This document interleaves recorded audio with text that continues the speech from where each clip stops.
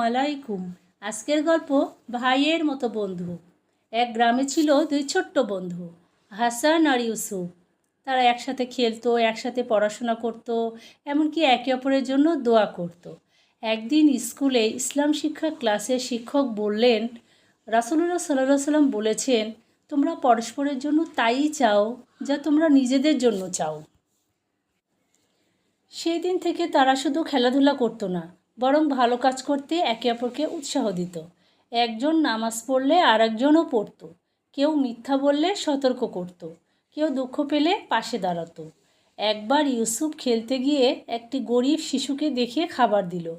হাসান বলল, তুই জানিস এই কাজের জন্য আল্লাহ অনেক সওয়াব দিবে। দুই বন্ধুর বন্ধুত্ব ছিল ঈমান আর ভালোবাসার উপর গঠিত।